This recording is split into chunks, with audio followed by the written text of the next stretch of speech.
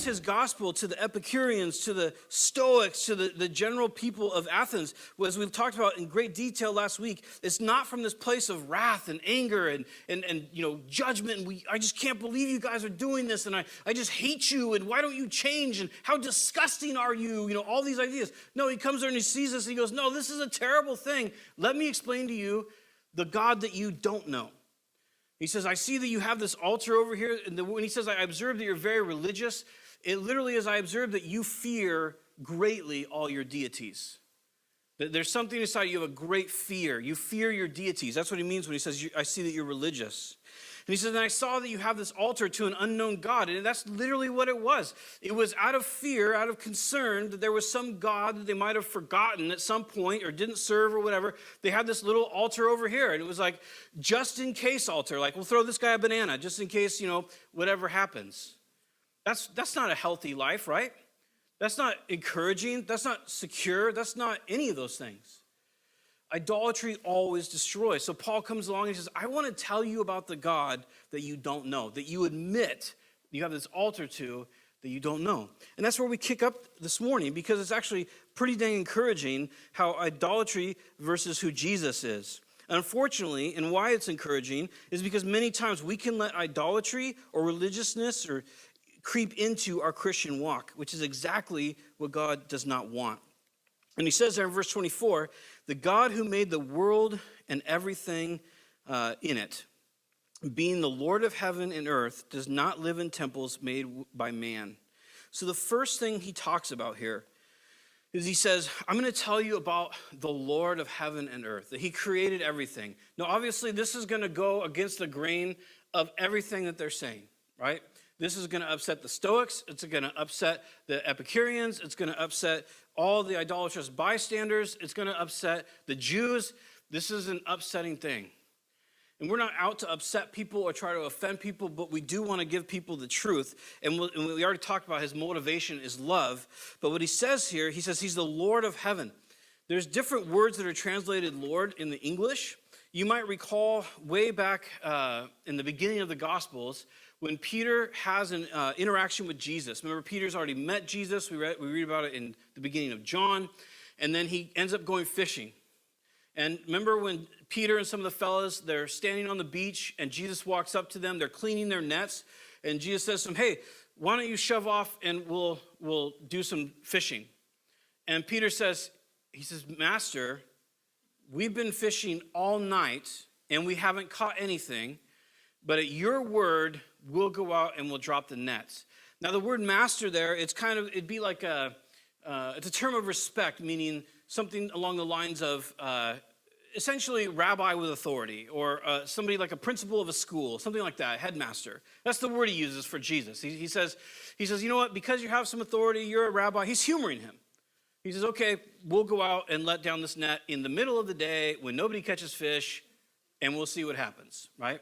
So they shove out. We're probably familiar with the story. They drop the net in. It gets full of fish. They start to bring it up. The net breaks. They have to call their friends over. Hey, help us go. Oh, this is crazy.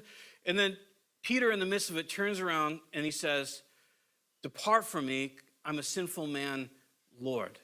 And that's this word, kyrios. And it's the idea not of person, rabbi of authority, or person I should listen to, or headmaster.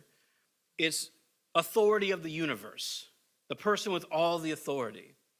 That's what he's saying here. That's what Peter says back then. It's the conversion that happens in his life once he sees the Lord work in his own life, in his own eyes. And it's what Paul is preaching to these people, that this is the Lord. That this is the God with all the authority.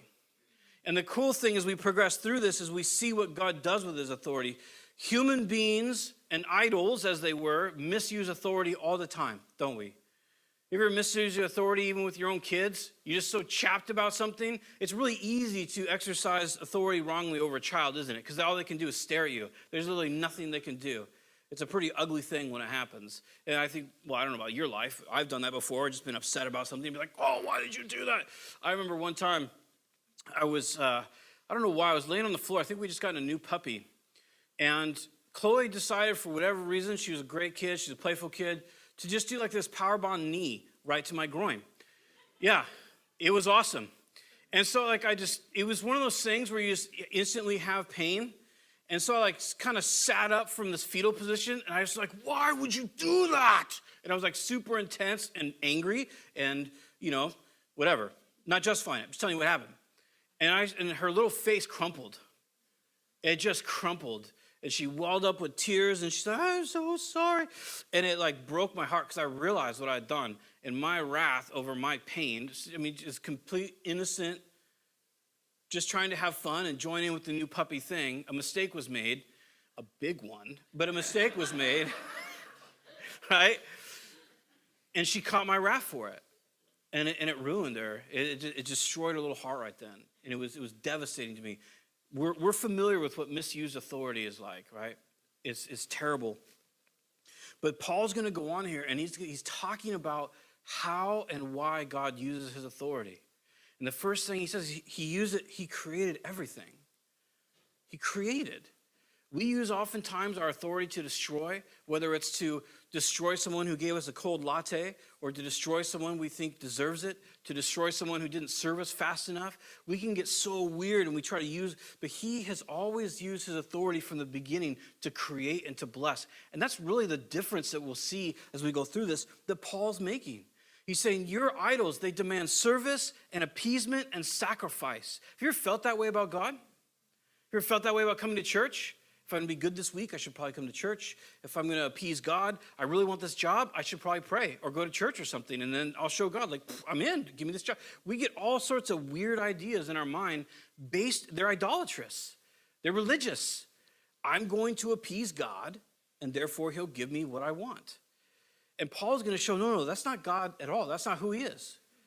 He's the God who gives. He's the God who blesses. He's the God who works things out.